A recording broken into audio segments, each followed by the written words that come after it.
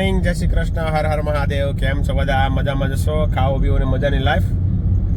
તમને અમારા ભાઈ ગિરનાર વાળો બ્લોગ કેવો લાગ્યો અને દ્વારકા વાળો પણ બ્લોગ કેવો લાગ્યો કમેન્ટ જરૂરથી કરજો મિત્રો.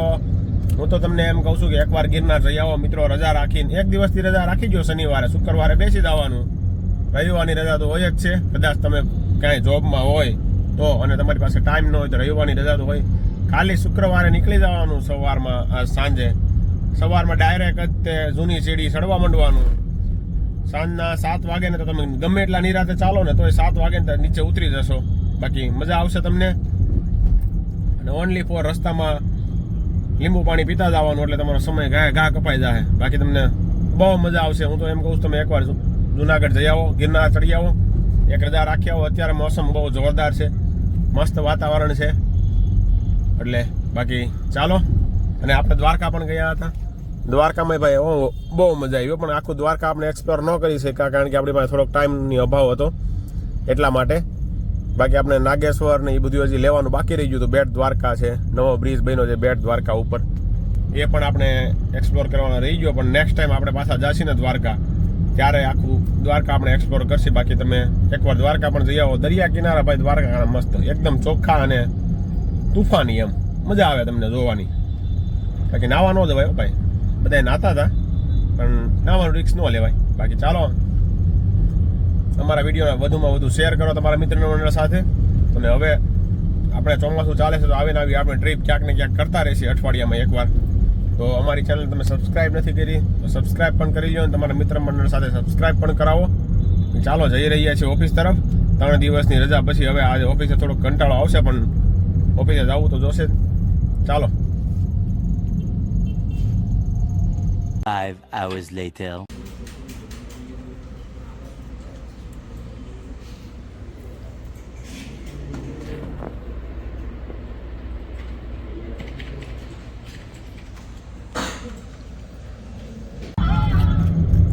ચાલો ભાઈ, ઓફિસેથી તો નીકળી ગયા છીએ. આજનો દિવસ સારો હતો, કોઈ વાંધો નથી કાંઈ. ફર્સ્ટ ક્લાસ દિવસ ગયો છે આજનો. પણ આલા સીડી ચડ્યા ને આપણે જુનાગઢની, એ હવે અસર બતાવતી હોય ને એવું લાગે છે. થોડાક ગોઠલા ચડી ગયા હોય ને એવું લાગે છે. બાકી કાંઈ તકલીફ નથી. સારું છું, બીજા દિવસે ન્યા હતા એટલાથી 2 દી ન વાંધો આવ્યો. ઘરે પોગીને પછી હવે થોડુંક એવું લાગે છે. ઘડીક આરામ કરીને એટલે તરત દુખે પછી પગ. હાલ ચાલ રહ્યા તો વાંધો નથી આવતો. આવું છે. બાકી ચાલો, થોડીક નીંદર આવે છે. ઘરે જઈને સુઈ જઈએ, પછી જોઈએ આ જીમમાં જવું કે ન જવું. જવાની ઈચ્છા તો છે, પણ ઉઠી પછી ખબર પડે કે નહીં જવું કે નહીં જવું. બાકી આજે વરસાદ છે નહીં ભાઈ સુરતમાં. વિરામ આપ્યો એવું લાગે છે ઘણા દિવસો પછી. સુરત દાદા જોયા નથી, 20 દિવસ થઈ ગયા છે, 20-21 દિવસ થઈ ગયા. સુરત દાદા હજી દેખાણા નથી ભાઈ. ચાલો જઈએ ઘર તરફ. અને તમે તમારો બ્લોગ નથી જોયો હજી સુધી તો ગિરનાર વાળો બ્લોગ જોઈ લો મિત્રો, મજા આવશે. ચાલો. I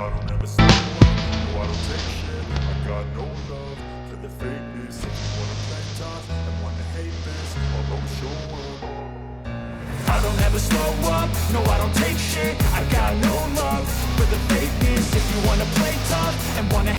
ચાલો મિત્રો, ખાઈ પીને નાહી ધોઈને નવરા થઈ ગયા છીએ. આજે બહુ ઊંઘ આવતી હતી એટલા માટે, અને પગ દુખતા હતા થોડા એટલા માટે જમી લીધું છે.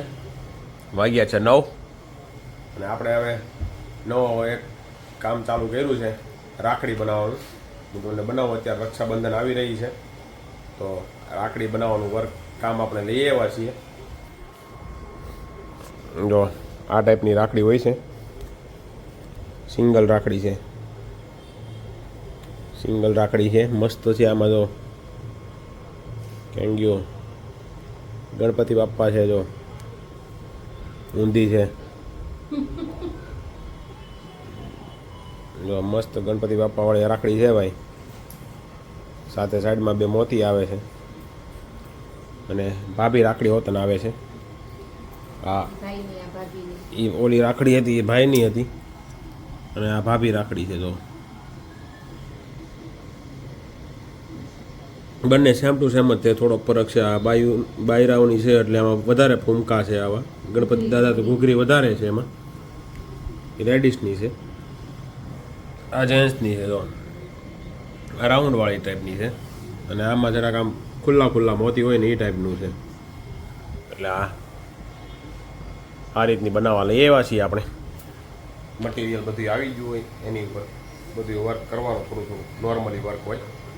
બાકી તમારે કોઈને મંગાવી હોય તો કમેન્ટ કરજો મિત્રો, મળી જશે તમને. ભાવ પછી બહાર પડશે, હજી ભાવ બહાર પડ્યો નથી, આવે એટલે કહીશ તમને હું ભાવ. ચાલો, તમને અમારા બ્લોગ કેવા લાગ્યા કમેન્ટ જરૂરથી કરજો. અને તમે દ્વારકાનો બ્લોગ જોયો કે નહીં કમેન્ટ જરૂરથી કરજો. બાકી ચાલો, તમે ક્યારેય દ્વારકા ગયા છો કે નહીં એ પણ કમેન્ટથી કરજો. અને ચાલો, ફરી મળીશું આવતીકાલે નવા બ્લોગ સાથે.